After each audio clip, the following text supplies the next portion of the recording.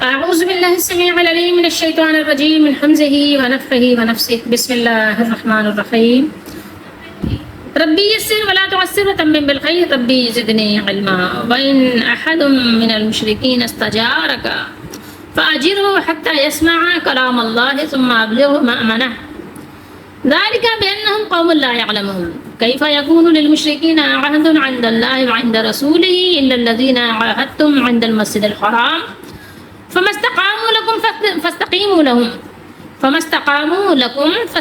لهم ان اللہ يحب المتقین.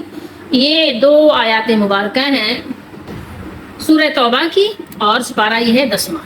ٹھیک ہے، آیت نمبر 6-7 ہم نے تلاوت کی ہے.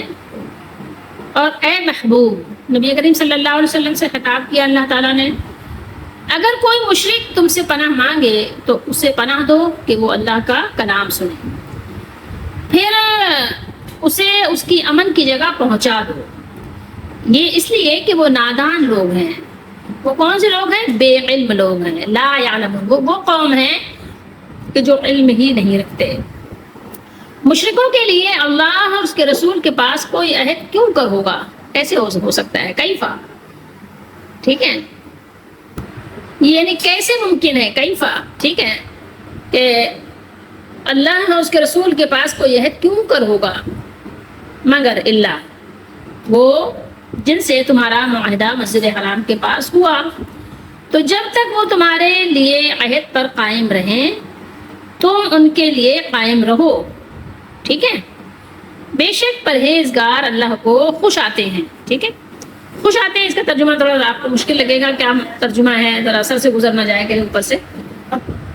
اللہ تعالیٰ متقی لوگوں سے محبت کرتے ہیں. یحب حبا یحب، یا اللہ تعالیٰ ان کو پسند کرتے ہیں. ٹھیک ہے، یا اللہ تعالیٰ ان سے خوش ہوتے ہیں.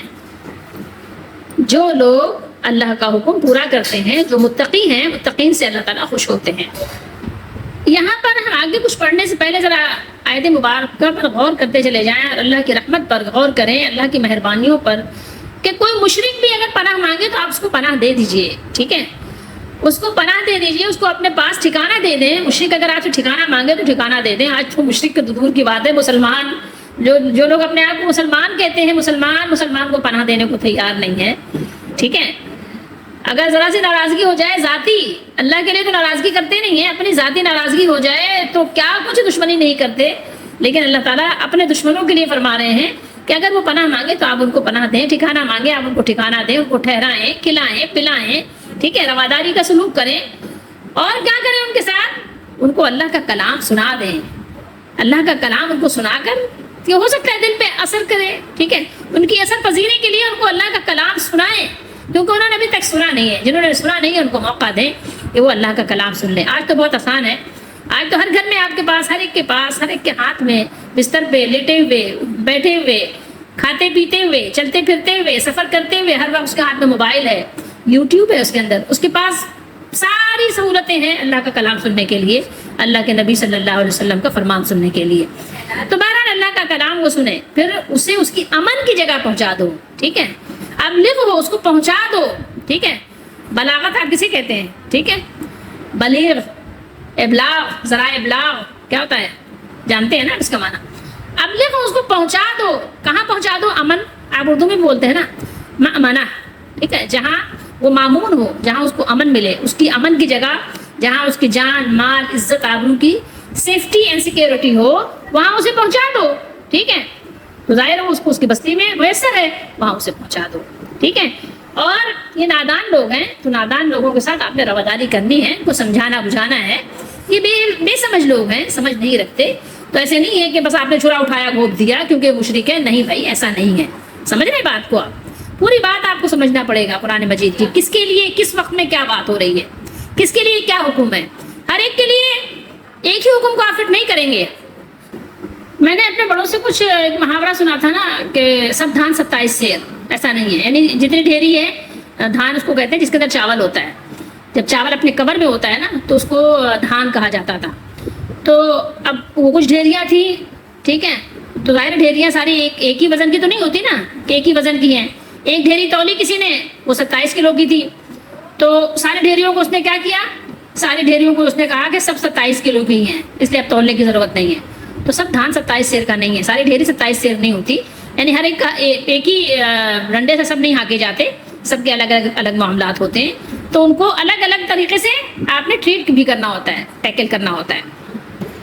ان کا مطلب ہوتا ہے اگر، ٹھیک ہے، ان کا کیا مطلب ہوتا ہے اگر، اس کا ترجمہ یہاں ہے احد، کوئی بھی ایک بھی فرد، ٹھیک ہے، فرد واحد کی بات ہو رہی ہے، اگر کوئی ایک بھی بندہ، ٹھیک ہے. تو یہاں بات ہو رہی ہے مشرک پناہ مانگے تو اسے پناہ دی جائے. سمجھ رہے ہیں بات کو؟ تو اللہ تعالیٰ نے اپنے نبی صلی اللہ علیہ وآلہ وسلم سے مخاطب ہوتے ہوئے فرمایا کہ وَإِنْ أَحَدٌ مِّنَ الْمُشْرِكِينَ، اور اگر کوئی ایک مشرک، ٹھیک ہے، اور کوئی مشرکوں میں سے، کوئی ایک مشرکوں میں سے، ان میں سے جن سے قتال کا میں نے آپ کو حکم دیا ہے اور جن کی جانوں اور مالوں کو آپ کے لیے مباح قرار دیا ہے، تو اگر وہ یہ ہے نا استجارہ کا، ٹھیک ہے، تو آپ سے پناہ کا خواہش مند ہو تو آپ سے وہ امن طلب کرے تو آپ اس کی درخواستوں کو قبول کر لیجیے، حتیٰ یہاں تک کہ وہ اللہ کے کلام قرآن مجید کو سن لے، جسے آپ اسے پڑھ کر سنائیں، ٹھیک ہے، یا آپ کے نائبین سنائیں. آپ اس کو قرآن سنائیں اور دین کی کچھ باتوں کا اس کے سامنے ذکر کریں، اس کو بتائیں موٹی موٹی باتیں، جنت دوزخ، جیسا اس کا فہم ہو، اس کی عقل کے مطابق یعنی اس تک اللہ کی بات، اللہ کے دین کی بات پہنچائیں، تاکہ اس پر اللہ تعالیٰ کی حجت پوری ہو جائے. وہ یہ نہ کہہ سکے کہ ہاں مجھے تو سننے کا موقع نہیں ملا، سمجھنے کا موقع نہیں دیا گیا، مجھ پہ تو چھری چلا دی گئی، تو میں کیسے سمجھتا، تو آج مجھے دوزخ میں کیوں ڈالا جا رہا ہے. ٹھیک ہے، اور پھر جو ہے اسے اس کی امن کی جگہ پہنچا دیجیے. ٹھیک ہے، یعنی وہ امن میں ہو اور اسے امان حاصل ہو، حتیٰ کہ وہ اپنے ملک، اپنے گھر اور اپنے امن کی جگہ پہنچ جائے. اور بات کیا ہے، بات یہ اللہ نے بیان کر دی کہ یہ اس لیے کہ بے شک وہ بے خبر لوگ ہیں، اور ہم نے ان جیسے لوگوں کو امان اس لیے دی ہے تاکہ یہ اللہ تعالیٰ کے دین کو جان لیں اور اللہ کی دعوت اللہ کے بندوں تک پہنچ جائے، اللہ کی دعوت ہر ایک کو پہنچ جائے. اسی حوالے سے میں آپ کو ایک حدیث شریف دکھانا چاہتی ہوں. حدیث نمبر ہے 2731 اور 32. ٹھیک ہے، تو یہ ساتھ ہی ساتھ ہے، تقریباً یہ 9 صفحات پر مشتمل یہ حدیث ہے. تو ظاہر ہے پوری سنانا تو آپ کے لیے پھر سے کم از کم گھنٹہ تو چاہیے. ٹھیک ہے، اس سے زائد ہی ہو سکتا ہے، کیونکہ صرف حدیث سن کر آپ نہیں سمجھ سکتے، اس کے سیاق و سباق کا بھی ہمیں پھر سہارا لینا پڑتا ہے. لیکن بہرحال تھوڑی سی حدیث شریف آپ دیکھ لیں. یہ صلح حدیبیہ سے متعلق ہے، جب رسول اللہ صلی اللہ علیہ وآلہ وسلم عمرے کے لیے تشریف لے جا رہے تھے. ٹھیک ہے، لیکن پھر کیا ہوا کہ ابھی آپ صلی اللہ علیہ وسلم راستے ہی میں تھے، تو خالد بن ولید رضی اللہ تعالیٰ عنہ، جو قریش کے 200 سواروں کے ساتھ یہ نقل و حرکت کا اندازہ لگانے کے لیے مقام غمیم تھا، وہیں پر مقیم تھے، وہیں بیٹھے ہوئے تھے. ٹھیک ہے، لیکن یہ ایک قافلہ جو ہے خاموشی کے ساتھ ایسے نکلا کہ ان کو خبر نہیں ہوئی. لیکن اس کے گزر جانے کے بعد جب انہوں نے غبار دیکھا، لازمی بات ہے کہ جب اونٹ اور گھوڑے زیادہ چلتے ہیں تو آپ کو پتہ ہے کہ صحرا میں جہاں دھول مٹی ہو تو ان کے پاؤں سے دھول تو اڑتی ہے نا. دیکھا جب تو پھر یہ کہ ظاہر ہے معاملہ راز نہیں رہ سکا. اور جب آپ مکے کی گھاٹی کے قریب پہنچے جہاں قافلے اترتے تھے، تو وہاں پر آپ صلی اللہ علیہ وسلم کی اٹھنی بیٹھ گئی. صحابہ نے اس کو اٹھایا، حل حل، ٹھیک ہے، لیکن وہ اپنی جگہ سے نہیں اٹھی. صحابہ نے کہا کہ قصوہ اس کا نام تھا اٹھنے کا، اڑ گئی ہے. ٹھیک ہے، ایسے ہوتا ہے نا کہ آپ کہتے ہیں نا کہ کیا اڑ گئے ہو کیا، بالکل سے یعنی کسی بات پہ ضدی ہو جانا. تو آپ صلی اللہ علیہ وسلم نے فرمایا نہیں، قصوہ اڑی نہیں ہے اور نہ یہ اس کی عادت ہے. اسے یعنی اٹھنی کو، قصوہ کو تو اس ذات نے روک لیا ہے جس نے ہاتھیوں کے لشکر کو مکے میں داخل ہونے سے روک لیا تھا. پھر آپ صلی اللہ علیہ وسلم نے فرمایا کہ اس ذات کی قسم جس کے ہاتھ میں میری جان ہے، قریش جو بھی ایسا مطالبہ رکھیں گے جن میں اللہ کی جو محرمات کی بڑائی ہو، جو اللہ تعالیٰ کی یعنی جو حرمت کی اور احترام کی، بزرگی کی بڑائی ہو، تو میں ان کا مطالبہ منظور کر لوں گا. ٹھیک ہے، پھر آپ صلی اللہ علیہ وسلم نے اپنی اونٹنی کو ڈانٹا تو وہ اٹھ گئی. اور پھر مزید جو ہے آگے میں آپ کو کچھ لوگوں نے صلح کے لیے کوشش کی، میں آپ کو شارٹ کر کے تھوڑا سا بس یعنی جھلکیاں دکھا رہی ہوں. تو پھر اس کے بعد ان کے یعنی آپ کہیے کہ سفیر بن کر یہ عروہ بن مسعود، جو بھی اس وقت تک ایمان نہیں لائے تھے رضی اللہ تعالیٰ عنہ، یہ کفار کے ساتھ تھے، وہ کھڑے ہوئے اور کہا کہ قوم کے لوگوں، کیا تم مجھ پر باپ کی طرح شفقت نہیں رکھتے؟ سب نے کہا کیوں نہیں، ضرور رکھتے ہیں. تو عروہ نے کہا پھر کیا میں بیٹے کی طرح تمہارا خیر خواہ نہیں ہوں؟ انہوں نے کہا کیوں نہیں, ٹھیک ہے. اور مزید کچھ باتیں کرنے کے بعد یعنی عروہ بن مسعود رضی اللہ تعالیٰ نے اجازت چاہی کہ ہم آپ صلی اللہ علیہ وسلم سے جو آپ نے تجویز رکھی ہے صلح کی تو ہم اس کے لیے یعنی جائیں, ٹھیک ہے. تو پھر سب نے اجازت دے دی, تو یہ آئے رسول اللہ صلی اللہ علیہ وسلم سے گفتگو شروع کی. آپ صلی اللہ علیہ وسلم نے ان سے وہی باتیں کہیں, ہم نے جو بیچ کی بہت ساری آپ کو اسکپ کر دی نہیں سنائی, جو بدیل سے کی تھی, ٹھیک ہے. عروہ نے اس وقت کہا اے محمد, یعنی ظاہر لازمی بات ہے اس وقت یہ لوگ نام لیتے تھے صلی اللہ علیہ وآلہ وسلم, بتاؤ اگر آپ نے اپنے قوم کو تباہ کر دیا تو کیا اپنے سے پہلے کسی بھی عرب کے متعلق سنا ہے کہ اس نے اپنے خاندان کا نام و نشان مٹا دیا ہو؟ لیکن اگر دوسری بات واقع ہوئی یعنی ہم آپ صلی اللہ علیہ وسلم پر غالب ہوئے تو اللہ کی قسم تمہارے ساتھیوں کا منہ دیکھتا ہوں, یہ مختلف جنسوں کے لوگ یعنی رومی ہیں, حبشی, فارسی وغیرہ ظاہر ہے, تو وہ یہی کریں گے کہ اس وقت یہ سب لوگ بھاگ جائیں گے, یعنی ہم لوگ غالب ہو جائیں گے, آپ صلی اللہ تعالیٰ علیہ وآلہ وسلم مغلوب ہو جائیں گے. تو لازمی بات ہے, آپ نے دیکھا ہوگا, اپنے دور میں بھی دیکھا ہوگا نا, مشکل وقت میں لوگ ساتھ چھوڑ کر چلے جاتے ہیں, ٹھیک ہے. مشکل وقت میں لوگ ساتھ نہیں دیتے, ساتھ چھوڑ دیتے ہیں, سمجھ رہے ہیں, جبکہ اسلام کا یہ معاملہ نہیں ہے. تو انہوں نے کہا کہ ظاہر جو آپ کے ساتھی ہیں وہ تو آپ کے اپنے قبیلے کے بھی بہت کم لوگ ہیں, سب ارد گرد کے ہیں, مختلف قبیلوں کے ہیں, کوئی رومی ہے, کوئی حبشی ہے, کوئی فارسی ہے, تو یہ آپ کا ساتھ چھوڑ کے چلے جائیں گے. تو اس بات پر حضرت ابو بکر صدیق رضی اللہ تعالیٰ عنہ نے ان کو ایک گالی بھی دی تھی جو ان کے ہاں دی جاتی تھی. تو بہرحال اس کے بعد بات طویل ہوئی, اور جو ان کا طریقہ کار تھا عربوں کا اس وقت, وہ اس انداز سے رسول اللہ صلی اللہ علیہ وسلم سے گفتگو بھی کرتے رہے, صحابہ کرام کو ادب کے دائرے میں رہنے کی تلقین بھی کرتے رہے اور ان کی سرزنش بھی کرتے رہے. بیچ کی باتیں میں نے چھوڑ دی, بس اب آپ یہ دیکھ لیجئے کہ جو اسلام کا نظارہ ہے وہ ہر ایک کو کروایا جاتا تھا, ٹھیک ہے. بہرحال یہاں بات ہو رہی کہ جب عروہ اپنے ساتھیوں سے جا کر ملے تو ان سے کہا اے لوگو قسم اللہ کی. اب یہاں دیکھیں جو کفار ہیں نا, کافر ہی تھے نا اس وقت, لیکن قسم کس کی کھاتے تھے؟ اللہ کی قسم کھاتے تھے. یہ دیکھیے, یعنی وہ اللہ کو مانتے تھے لیکن شرک کرنے کے ساتھ مانتے تھے. آپ یہ عربی میں صیغے دیکھ لیں تاکہ آپ کو شک نہ رہے کہ کیا. جب لوٹے عروہ, کہاں لوٹے؟ اپنے اصحاب کے, اپنے ساتھیوں کے پاس. تو انہوں نے کہا ای قوم واللہ, اپنے قوم سے کہا اللہ کی قسم, واللہ اللہ کی قسم, میں بادشاہوں کے دربار میں بھی وفد لے کر گیا ہوں, قیصر و کسریٰ اور نجاشی سب کے دربار میں لے کر, لیکن اللہ کی قسم میں نے کبھی نہیں دیکھا کہ کسی بادشاہ کے ساتھی اس درجہ تعظیم کرتے ہوں جتنی محمد صلی اللہ علیہ وسلم کے اصحاب آپ صلی اللہ علیہ وسلم کی کرتے ہیں. قسم اللہ کی, اگر محمد صلی اللہ علیہ وسلم نے بلغم بھی تھوکا, جو منہ سے آپ لعاب تھوکتے ہیں, تو ان کے اصحاب میں سے کسی ایک کے ہاتھ پر جا گرا, یعنی آپ نے صحابہ نے اس کو زمین پر نہیں گرنے دیا بلکہ اپنے ہاتھوں میں دونوں ہاتھ پھیلا کر لے لیتے تھے. جیسے آپ دونوں ہاتھ دعا کے لیے اٹھاتے ہیں, ایسے وہ دونوں ہاتھ پھیلا دیتے تھے رسول اللہ صلی اللہ علیہ وسلم کا لعاب لینے کے لیے. تو انہوں نے اس لعاب کو کیا کیا؟ اپنے چہرے اور بدن پر بن لیا. یہ کسی عام لوگوں کے لیے نہیں ہے. ابو بکر صدیق رضی اللہ تعالیٰ عنہ کا لعاب کسی نے نہیں ملا, اس لیے اگر آپ اپنے پیر کا لعاب ملتے ہیں تو آپ اپنا خود ہی سوچ لیں. رسول اللہ صلی اللہ علیہ وسلم کی بات ہو رہی ہے. پھر آپ صلی اللہ علیہ وسلم نے انہیں اگر کوئی حکم دیا تو ہر شخص نے اسے بجا لانے میں ایک دوسرے پر سبقت کی کوشش کی کہ میں اس کو پورا کروں, میں اس سعادت کو حاصل کروں. آپ نے اگر وضو کیا تو ایسا معلوم ہوتا ہے کہ آپ کے وضو پر لڑائی ہو جائے گی. آپ نے جب گفتگو شروع کی تو ہر طرف خاموشی چھا گئی. ان کے دلوں میں آپ کی تعظیم کا یہ عالم تھا کہ آپ کو نظر بھر کر بھی نہیں دیکھ سکتے, یعنی نظریں نیچی کر کے دیکھتے تھے. یہ جا کر عروہ بتا رہے ہیں, کس کو بتا رہے ہیں؟ اپنے کفار ساتھیوں کو. انہوں نے تمہارے سامنے ایک بھلی صورت رکھی ہے, تمہیں چاہیے کہ اسے قبول کر لو. ٹھیک ہے, یہ میں نے آپ کو صرف اس لیے بتایا کہ موقع دیا جاتا تھا, اور یہی موقع تھا کہ بہت سے لوگ ان میں سے پھر کیا ہوا تھا, مسلمان ہو گئے تھے, ایمان لائے تھے. اور یہ عروہ بن مسعود رضی اللہ تعالیٰ عنہ خود بھی مسلمان ہو گئے تھے. پوری حدیث شریف سنانا میرے بس میں نہیں, میں نے نمبر آپ کو بتا دیا, آپ پڑھنا چاہیں تو آپ پڑھ لیجئے گا کیونکہ تقریباً 9 صفحات پر مشتمل ہے. اور میرا سنانے کا مقصد صرف یہ تھا کہ کلام اللہ جو ہے, اللہ کا کلام جو سننے کی ہمیں ترغیب دی گئی ہے, سنانے کی ترغیب دی گئی ہے, اس سے متعلق آپ کو یہ نالج ہو جائے کہ اللہ کے نبی صلی اللہ علیہ وسلم اور صحابہ کرام رضی اللہ تعالیٰ عنہ کیسے موقع دیتے تھے قرآن سننے کے لیے مشرکوں کو, کافروں کو.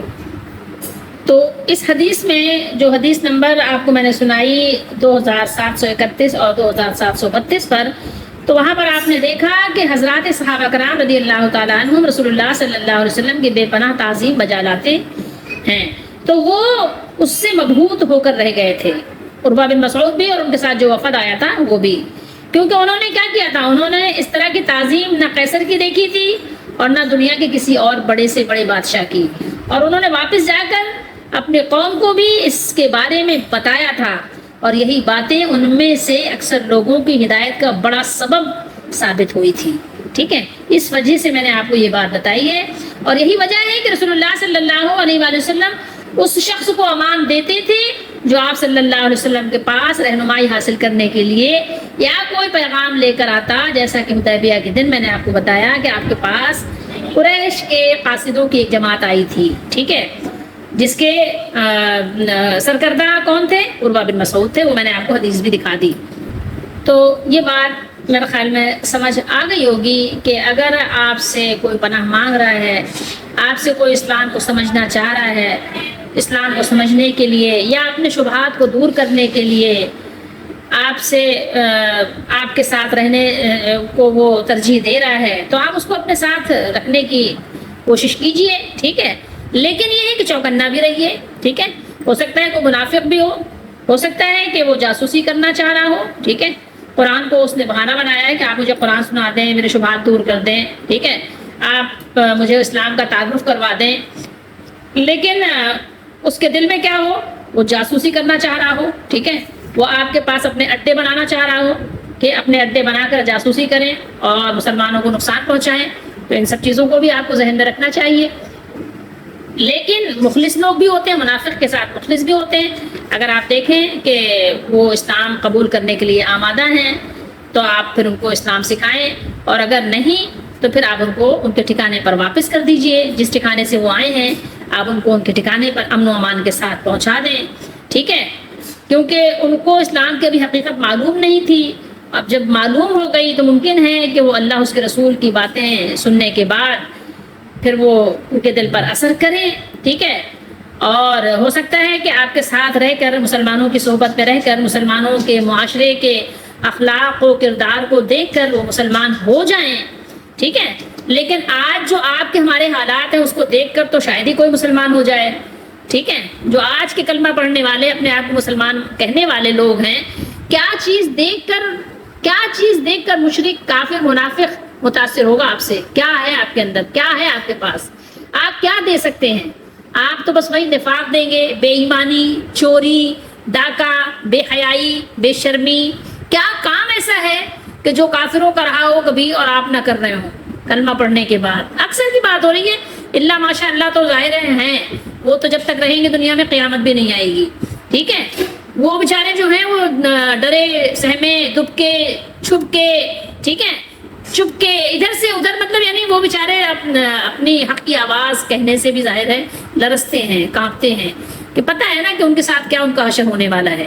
اس لیے تو جو سچے مسلم ہیں تو وہ تو ظاہر ہے آپ کو مفقود نظر آتے ہیں، تو لیکن جو اکثروں کا حال ہے ان کو دیکھ کر تو شاید ہی کوئی، ہاں قرآن پڑھ کر لوگ مسلمان ہو جاتے ہیں، مسلمانوں کو دیکھ کر آج کل کوئی مسلمان نہیں ہو رہا ہے۔ مسلمان میں اس لیے کہہ رہی ہوں کہ ایک ان کے رسم الخط مسلمان ہیں، ٹھیک ہے، ورنہ یہ کہ ان کا کام کوئی مسلمانوں والا نہیں ہے، ٹھیک ہے، رجسٹر میں لکھا ہوا ہے، دنیاوی رجسٹر میں رجسٹری ہوئی ہے کہ یہ مسلمان ہے، کاغذی مسلمان ہے، لوح محفوظ پر کیا لکھا ہے، اللہ تعالیٰ کے دربار میں کیا لکھا ہوا ہے، تو وہ تو آپ کو خود بھی اپنے عمل سے اندازہ ہوگا کہ کیا لکھا ہوا ہے، وہ تو آپ کو مرنے کے بعد، موت کے وقت ہی پتہ چل جائے گا۔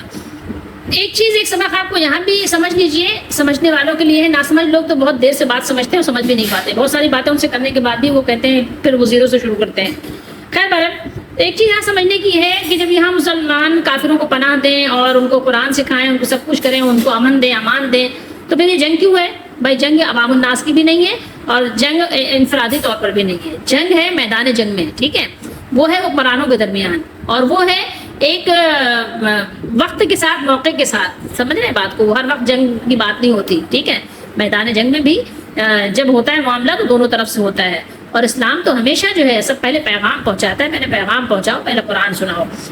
اور ایک میں آپ کو حدیث سنا دوں بخاری شریف کی، اب میں آپ کو بار بار دکھانے کی ضرورت نہیں، نمبر میں آپ کو بتا دیتی ہوں، دیکھ لیجئے گا، حدیث نمبر ہے 357، وہاں دیکھیے گا بخاری شریف میں ہے، فتح مکہ کے موقع پر ام ہانی رضی اللہ تعالیٰ عنہ نے ایک مشرک کو پناہ دی، پھر نبی کریم صلی اللہ علیہ وسلم کی خدمت میں آ کر یہ واقعہ بیان کیا، تو آپ صلی اللہ علیہ وسلم نے فرمایا ہم نے اسے پناہ دی جسے تم نے پناہ دی، ہم نے اسے امان دی جسے تم نے امان دی. ٹھیک ہے، یہ حدیث شریف آپ کو حدیث شریف میں بھی ملے گی، یہ ابو داؤد شریف میں بھی ہے. اور یہ حکم علماء فرماتے ہیں کہ ہمیشہ کے لیے ہے، اور کوئی بھی مسلمان ہو وہ اگر کافر کو پناہ دے تو وہ پناہ دے سکتا ہے، خواہ مسلمانوں میں اس کی حیثیت معمولی ہو. جیسے آپ سمجھتے ہیں کہ کوئی سبزی بیچنے والا ہے، ٹھیک ہے، کوئی گوشت بیچنے والا ہے، تو آپ مطلب ایک ہوتا ہے نا ایک مسلمان ذرا اشرافیہ، اور ایک ہوتا ہے ذرا چھوٹے طبقے کا جھوپڑیوں میں رہنے والا. تو لوگ ظاہر ہے اس میں تفریق کرتے ہیں، اس میں درجہ بندی کرتے ہیں. لیکن یہ ہے کہ اگر آپ کے نزدیک کوئی معمولی حیثیت کا مسلمان بھی اگر کسی کو پناہ دے دے تو باقی سب مسلمانوں کو اس کی پناہ پوری کرنا لازم ہے. الا الذین عاہدتم عند المسجد الحرام، اس سے مراد وہی لوگ ہیں جن کا ذکر پہلے ہم نے آیت نمبر 4 میں تلاوت کیا ہے. ٹھیک ہے، آیت نمبر 4 سورہ توبہ میں گزر چکا. صلح حدیبیہ جو رسول اللہ صلی اللہ علیہ وسلم اور کفار و قریش کے درمیان 10 سال کے لیے قرار پائی. یہ صلح نامہ چونکہ حدود حرم کے اندر قرار پایا تھا، اس لیے یہاں فرمایا عند المسجد الحرام. ٹھیک ہے، یہاں مطلب یہ ہے کہ جو لوگ اس عہد پر قائم رہے ان سے قتال مت کرو. اس معاہدے میں شرط یہ تھی کہ ایک دوسرے پر حملہ آور نہیں ہوں گے اور نہ ایک دوسرے کے خلاف کسی کی مدد کریں گے. اس معاہدے میں بنو خزاعہ مسلمانوں کے ساتھ شامل تھے اور بنو بکر قریش کے حلیف تھے، مگر کچھ عرصے بعد بنو بکر اور بنو خزاعہ کے درمیان لڑائی چھڑ گئی اور مشرکین نے معاہدے کی خلاف ورزی کرتے ہوئے بنو خزاعہ کے خلاف بنو بکر کی مدد کی. اس لیے رسول اللہ صلی اللہ علیہ وسلم نے رمضان 8 ہجری کو مکے پر حملہ کر کے اسے فتح کر لیا. اور پھر اگر وہ اپنے عہد پر اپنے قول و قرار پر قائم رہیں تو تم بھی اپنے قول و قرار پر قائم رہو، یعنی جب تک وہ تم سے جنگ نہ کرنے کے عہد و پیمان پر 10 برس تک قائم رہیں. ٹھیک ہے، تو یہاں اللہ نے فرمایا ان اللہ یحب المتقین، بے شک اللہ پرہیزگاروں کو متقیوں کو دوست رکھتے ہیں. رسول اللہ صلی اللہ علیہ وسلم اور مسلمانوں نے ایسا ہی کیا، اور انہوں نے اہل مکہ کے ساتھ 6 ہجری میں جو عہد و پیمان کیا تھا وہ رسول اللہ صلی اللہ علیہ وسلم نے نبھایا، یہاں تک کہ قریش نے اسے توڑا اور اپنے حلیف بنو بکر سے رسول اللہ صلی اللہ علیہ وسلم کے حلیف خزاعہ پر حملہ کر دیا، بلکہ حرم میں انہیں قتل بھی کیا. تو اسی بنا پر رسول اللہ صلی اللہ علیہ وسلم نے رمضان 8 ہجری میں ان سے لڑائی کی اور اس نتیجے میں اللہ نے مکہ فتح کرا دیا اور کافروں پر اپنے رسول اور مسلمانوں کو غلبہ تسلط عطا فرما دیا. اور جب رسول اللہ صلی اللہ علیہ وسلم کا غلبہ ہوا تو رسول اللہ صلی اللہ علیہ وسلم نے عام معافی دے دی، سب کو معاف کر دیا. ٹھیک ہے، آپ کا غلبہ جب ہوا تو مسلمان ہونے والوں کو آزاد کر دیا، اور یہ 2000 کے قریب تھے، اور ان میں سے جو اپنے کفر پر برقرار رہا یا فرار ہو گیا تو انہیں 4 ماہ تک کی مہلت دے دی گئی کہ وہ جہاں چاہیں چلے جائیں.